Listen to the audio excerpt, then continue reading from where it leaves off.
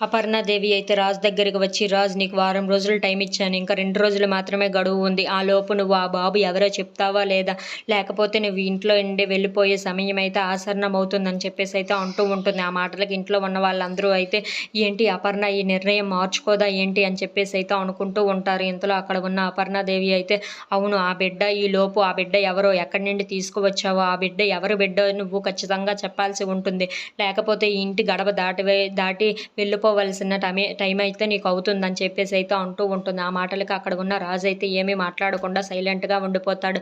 ఇంతలో అక్కడ ఉన్న అపర్ణాదేవి అయితే మీరు కానీ ఆ రాజు బయటికి వెళ్ళనివ్వకుండా ఎవరైనా ఆపితే నేను చచ్చినట్లే, నా శవాన్ని దాటుకించుకొని మీరు రాజునే ఆపాలి, నేను చచ్చినంత ఒట్టే అని చెప్పేసి అయితే అంటూ ఉంటుంది. ఆ మాటలకి అక్కడ ఉన్న కావ్య అయితే అత్తయ్య మీరేం మాట్లాడుతున్నారు అని చెప్పేసి అయితే అంటూ ఉంటుంది. అవును, నేను చెప్పేది నిజం, రాజు ఆ నిజం చెప్తే పర్వాలేదు, లేదంటే రాజు ఇంట్లో నుండి బయటకు వెళ్ళవలసిన అవసరమైతే ఉంది, తనని ఎవరైనా ఆపాలనుకున్నా, నన్ను ఎవరైనా ఆపాలనుకున్నా నేను చావడం మాత్రం ఖాయం అని చెప్పేసి అయితే అంటూ ఉంటుంది. ఆ మాటలకు అక్కడ ఉన్న ఇంట్లో ఉన్న వాళ్ళందరూ అయితే ఒక్కసారిగా షాక్ అయిపోయి ఏం మాట్లాడకుండా సైలెంట్గా అయితే ఉండిపోతారు. If you like this video please subscribe our